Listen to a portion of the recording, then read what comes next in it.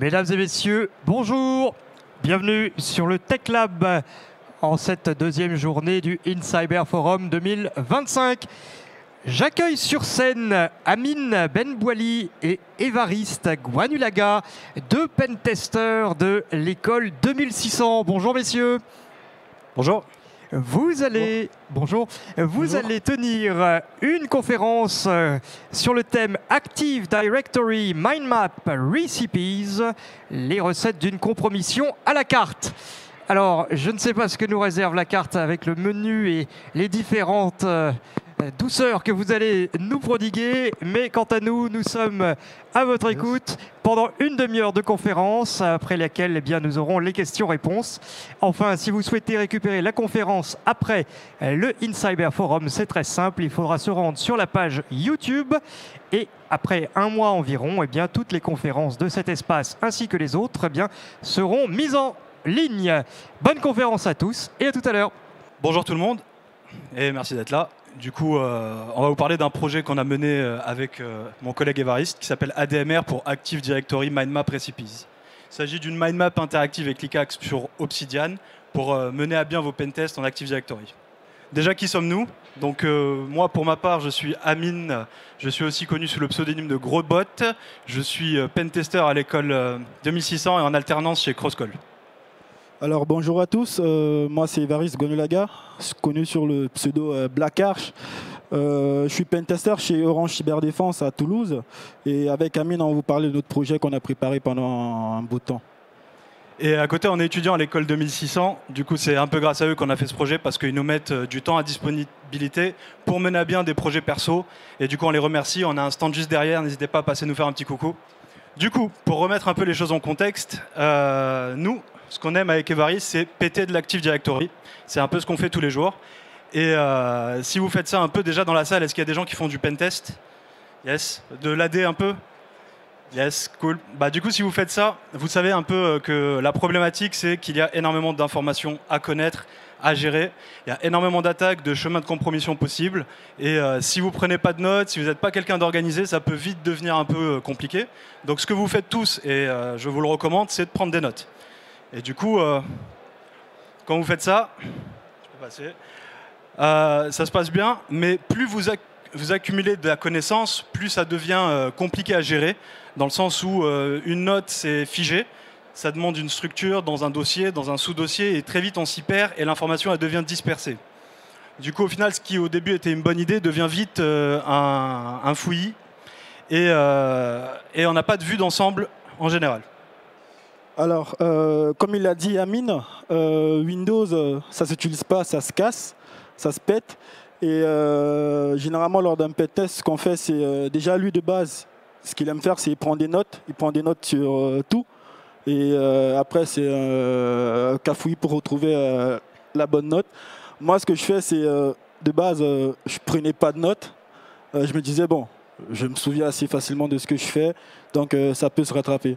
Sauf que, avec sa technique et la mienne, le problème qui revient, c'est le temps de recherche qu'on met pour retrouver l'information qu'on a soit mis quelque part au fond de la tête ou qu'on a mis dans une note. Alors, lors de notre pentest, généralement, ce qui se passe, c'est tu as peut-être trouvé des identifiants, tu les as mis dans un fichier quelque part, et après, la question que tu te poses, c'est bon, je suis à telle étape de mon test, qu'est-ce que je vais faire à ce moment précis? C'est quoi déjà, par exemple, la commande que j'utilise tous les jours et que j'ai fait peut-être ce matin? L'autre problématique, c'est, par exemple, le manque de vision stratégique lors du test. C'est-à-dire, j'ai quelle information, avec cette information-là, qu'est-ce que je peux faire après et où est-ce que ça va m'emmener? Alors, du coup, on s'est mis à réfléchir un peu à des solutions et avant d'essayer de développer la nôtre, on s'est mis à chercher qu'est-ce qui existait déjà.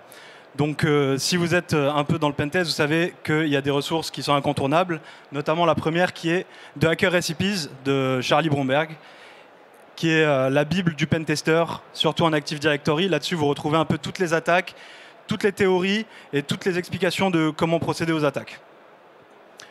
Alors, Hacker Recipes, c'est bien, c'est top, mais pour un débutant, ça va être un peu complexe dans le sens où il y a trop d'informations d'un coup. Un débutant qui vient d'arriver et que voilà, il découvre que son utilisateur, par exemple, qu'il a EAS ReproStable, il va aller chercher et il va tomber sur un forum, il va avoir un tas d'informations d'un coup et ça sera compliqué pour lui de vraiment se situer dans le test. C'est une structure rigide. On revient au format note linéaire, sous-dossier dans un sous-dossier. Enfin, là, c'est lien dans un autre lien et ainsi de suite. Du coup, la deuxième ressource qu'on utilise au quotidien, c'est la mind map d'Orange Cyberdéfense. Et là, déjà, on a quelque chose d'un peu plus sympa, dans le sens où on a une vue qui est globale et structurée. Donc là-dessus, vous avez toutes les attaques et tous les chemins de compromission possibles, et vous avez un accès directement à toutes les informations. Et est-ce que quelqu'un voit déjà le problème qu'il y a là-dedans? Beaucoup trop d'informations, et quand vous débutez là-dessus, c'est peut-être compliqué de savoir qu'est-ce qu'il faut faire, à quel moment. Et si vous ne connaissez pas aussi l'attaque, on a beau avoir les commandes, on ne sait pas quoi faire. Alors, la mind map d'OCD, c'est un gros travail qui a été effectué par un collègue à moi, Cyril. Et la mind map, c'est bien, mais quand tu lances la mind map déjà, tu ne sais pas si elle a chargé ou si elle est encore en train de charger. Parce que quand tu arrives sur le lien, tu as une page tout noire qui s'affiche. Et justement, le premier problème, c'est la navigation. C'est pas facile à naviguer. Généralement, quand tu es un peu avancé en pentest, ce que tu veux faire, c'est faire du copier-coller pour aller rapidement quand tu trouves la commande dont tu as besoin.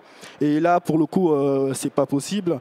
Et justement, elle était inadaptée pour les débutants parce que tu avais trop d'informations encore d'un coup et tu n'avais justement pas la théorie qui va avec les commandes qui sont affichées. Du coup, c'est là que notre solution arrive, donc ADMR.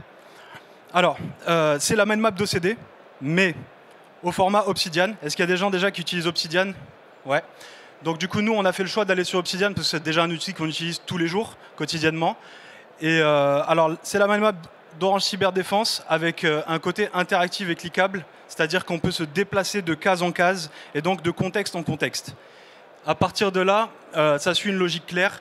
Dans Input, qu'est-ce que j'ai en entrée? Processing, qu'est-ce que je peux faire avec ça? Et output, qu'est-ce que ça me donne? Et ainsi de suite, on va se déplacer un peu comme sur un jeu pour arriver au Graal qui est donc administrateur du domaine. Et c'est open source, collaboratif. Du coup, pourquoi Obsidian? Comme je vous l'ai dit, déjà, c'est un outil qu'on utilise nous-mêmes au quotidien. C'est au format Markdown, donc c'est plutôt simple à maintenir, à utiliser tous les jours. Il y a un plugin intégré qui s'appelle Canva qui permet de faire des mind maps déjà dès le début. Et ça fait des liens bidirectionnels entre des notes. Donc au lieu d'avoir un système figé où une note doit forcément se trouver dans un dossier, eh bien, une note, elle peut très bien être éparpillée n'importe où, mais avoir un lien qui la lie avec un autre fichier. Donc ça, c'est plutôt intéressant.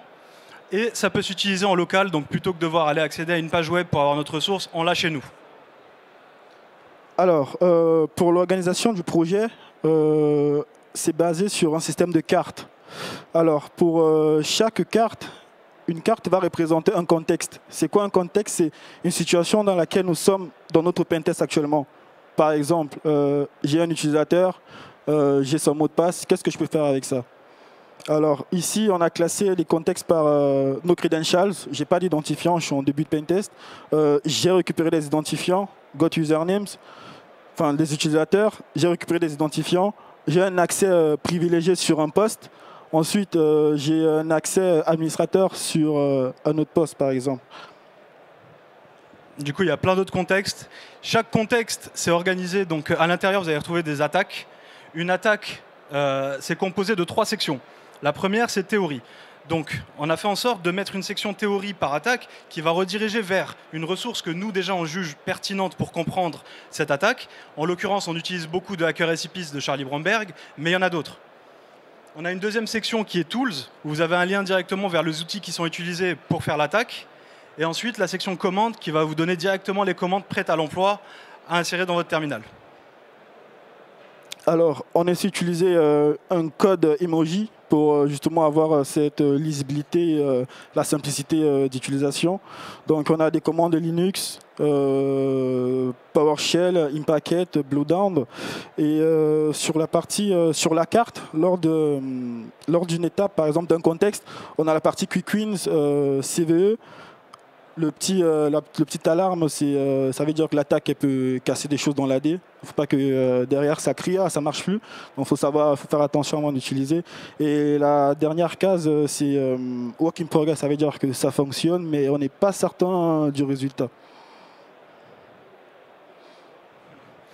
Du coup, pour résumer, donc, notre projet, c'est la mind map d'Orange Cyberdéfense, les ressources de Charlie et de Hacker Recipes, avec quelques ajouts de notre part, notamment donc, le retest de chacune des commandes, pour être sûr que la commande elle marche. On a aussi simplifié beaucoup dans le sens où, sur la mind map d'Orange Cyberdéfense, vous avez toutes les attaques possibles avec tous les outils possibles. On a pris le parti d'utiliser que les outils qu'on utilise au jour le jour, comme NetExec par exemple. Ça simplifie le truc. Et ça vous donne donc ce que vous voyez en bas. Du coup là, on a prévu une petite démo. Et let's go. On va vous montrer un peu comment on pourrait utiliser notre mind map en contexte de mission. Donc là aujourd'hui au FIC, on va pentester un Active Directory. Donc là le client il nous a donné 0 information sur le SI. Donc on n'a pas de credentials. Du coup on a une case ici, un contexte qui s'appelle No Credentials. Hop. Et là ça représente un peu tout ce que vous pouvez faire là tout de suite dans votre attaque. Donc ce qui paraît déjà le plus logique, ça serait de scanner le réseau. Mais on pourrait aussi trouver l'IP du domaine contrôleur. On pourrait faire un tas de tests. Mais là, dans un premier temps, on va essayer de scanner le réseau, voir qu'est-ce qu'il en sort. Donc pour ça, il y a une commande avec NetExec. Comme on vous a dit, c'est un outil qu'on apprécie beaucoup. Big up à MPGN. Alors quand il y a des chevrons avec du texte, c'est qu'il faut remplacer les chevrons par un truc qu'on vous demande. Donc là, c'est le range du network. Du coup, là, en fait, on va aller repérer toutes les machines. Et on voit déjà qu'il y a 3 machines Windows sur le serveur avec ces noms. Donc King's Landing, Winterfell et Castle Black. Du coup, on peut retourner sur la mind map. Et on peut chercher un truc à faire. Donc comme tout à l'heure il vous disait Évariste, on a un peu un code emoji qui vous explique qu'est-ce qu'on peut faire et qu'est-ce qu'on devrait faire. Donc quand vous voyez une flamme en général, c'est que c'est une attaque qui marche souvent et qu'on va vouloir utiliser en général. Donc là si tu descends, le premier truc qu'on voit avec une flamme c'est ça, LLMNR Poisoning. Est-ce que vous savez à peu près ce que c'est? Je vous comprends, mais on a mis une ressource ici, si vous cliquez dessus, ça vous envoie directement vers le lien de Hacker Recipes. Il n'y a pas internet. Hop, qui on vous envoie vers ce site où la ressource vous est, où l'attaque vous est expliquée. Du coup, pour faire simple, vas-y, tu peux lancer l'attaque. Du coup, LLMNR Poisoning, pour ceux qui ne savent pas, c'est une attaque qui va aller exploiter la résolution de nom de domaine sur un domaine Active Directory en utilisant des vieux protocoles que Windows utilise toujours. Donc ce que ça fait, c'est que ça va mettre un serveur en man in the middle sur le réseau, attendre que quelqu'un fasse une résolution que Windows ne trouve pas, il va basculer sur des vieux protocoles, et là on va forcer l'authentification d'un utilisateur avec nous, et on récupère son hash. Ça prend un peu de temps, c'est à ce moment-là où je devais vous raconter mes vacances à Venise, qui est une ville belle en théorie, mais quand on y va, ça l'est un peu moins. Alors, généralement, lors d'un pentest, il ne faut surtout pas être pressé. On prend son temps, on ne doit pas rater des éléments parce que c'est super important. Mais pour le coup, on avait prévu que l'attaque allait mettre un peu plus de temps, donc on a récupéré l'information qui était à récupérer, c'est-à-dire le condensat du mot de passe de l'utilisateur, et on l'a enregistré dans un fichier. Donc, du coup, comme vous voyez sur la mind map, donc on a input, qu'est-ce qu'on a? Rien du tout. Qu'est-ce qu'on peut faire? Toutes les attaques que vous voyez. En sortie, qu'est-ce qu'on peut obtenir? Un utilisateur, le hash d'un utilisateur, et on peut faire du relais. À partir de là, on va dire qu'on a trouvé le hash. Ça va prendre un peu de temps, mais voilà, ça a pop.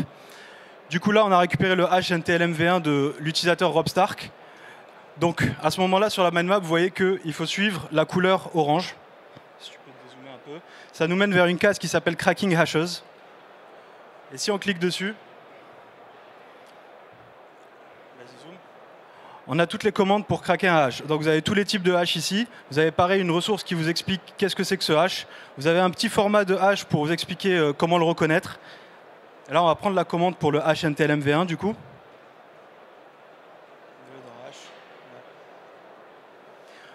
On a juste à copier le hash du coup de là où il y avait marqué hash et à mettre une word list juste après.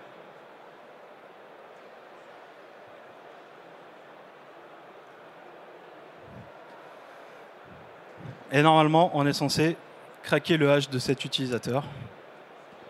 À partir de là, quand vous arrivez à craquer le hash, ce qui est logique, c'est qu'on obtient des credentials en entier. Et du coup, vous avez juste à suivre la case juste après qui est Get Credentials. Je clique dessus. Là, vous retrouvez avec toutes les attaques que vous pouvez faire avec des identifiants. Donc, sur un pentest traditionnel, on aurait commencé par lancer un outil qui s'appelle Bloodhound qui permet d'énumérer tout l'Active Directory. Mais là, pour l'instant, on va commencer par le plus simple qui est en haut. Du coup, tu as récupéré le mot de passe. Donc on voit qu'on a réussi à récupérer le mot de passe de Rob Stark qui est Sexy Wolfie. La personne qui a fait cela aimait beaucoup Game of Thrones.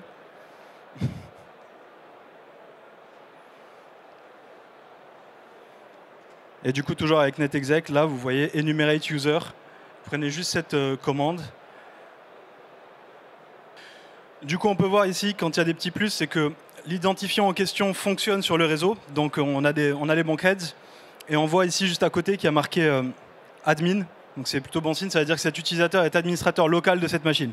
Donc ainsi de suite, on peut dérouler, on peut toujours reprendre la mind map et on se dirige vers la case Get Local Admin et on voit ce qu'on peut faire. Donc là, on va sûrement dumper LSAS, la mémoire, on va sûrement essayer de récupérer tout ce qu'il y a dans le registre de la base SAM, etc. etc.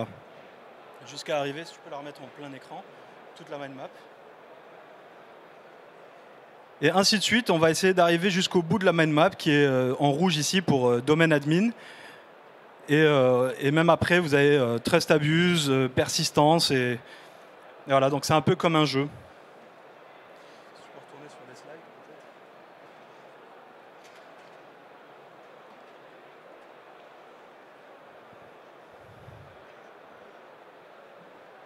peut-être. Vas-y, go. Du coup, pour la suite de ça, déjà comme on vous a dit, c'était open source. Donc ce qu'on attend aussi, c'est que les gens essaient de contribuer sur la main map pour ajouter leurs propres attaques et la faire grandir. Il y a un truc qu'on aimerait beaucoup faire, c'est intégrer une partie Blue Team. Donc comme vous voyez, vous avez théorie, vous avez les tools, vous avez les commandes. Ça serait bien qu'il y ait une partie remédiation. Ça serait vraiment utile pour que les gens puissent soit mettre des liens vers des articles qui expliquent comment réparer ça, soit mettre directement des commandes qui le fassent. On aimerait bien variabiliser aussi les commandes pour que ça soit nativement compatible avec Exegol. Je ne sais pas si vous êtes familier avec Exegol. Et du coup, peut-être aussi évoluer vers un support web pour l'intégrer à The Hacker Recipes. Ok, on voulait dire un grand merci déjà à l'école de 1600 pour le temps et pour la formation de qualité qu'il nous donne. Orange Cyberdéfense pour l'alternance que je fais chez eux et pour la qualité du travail. Crosscall, c'est le pentest chez Crosscall. Charlie Bromberg pour le travail qui est là-bas. Et surtout Mayfly qui est notre sensei, le créateur du projet GoAD en question. Donc voilà. Est-ce que vous avez des questions? Eh bien, on va d'abord commencer par vous applaudir. Bravo messieurs pour cette démonstration. Amine et Évariste, effectivement, seront là pour répondre à vos questions. Et moi, plus modestement, je serai là pour vous donner la parole. Je vois une main levée, je vais vous apporter le micro. Tenez, monsieur. Bonjour, j'ai vu que c'était en open source. C'est où qu'on peut le trouver? Là, il y a le QR code, vous pouvez le trouver. Sinon, c'est sur le GitHub Imposter ADMR. Allez, ok, merci. Pas de souci. Cool, beau boulot. Merci. Une autre question, n'hésitez pas à lever la main, que je vous vois. Oui. Bonjour messieurs. Bonjour. Merci beaucoup pour la démo, c'était super, super instructif. Juste une question par rapport à votre projet, parce que là du coup vous parliez en fait, de contexte en fait, par rapport à tout ce qui est compromission, chemin de compromission, etc. Est-ce que vous vous basez sur ce qu'on appelle la cyber kill chain en fait? Parce que tout ce que je voyais, en fait, tout ce qui est énumération, compromission et post-compromission, en fait, ça suit cette kill chain. Vous vous basez dessus en fait pour votre projet? Si on se base sur la kill chain, ouais, c'est ça. Je dirais que c'est la kill chain qui se base sur ces attaques-là. Mais en vrai, est-ce que tu as une réponse toi à ça? La cyber kill chain, un petit peu, dans le sens où les différentes attaques sont entre guillemets mappées avec les techniques et les procédures utilisées par les attaquants. Donc c'est des techniques qui sont connues.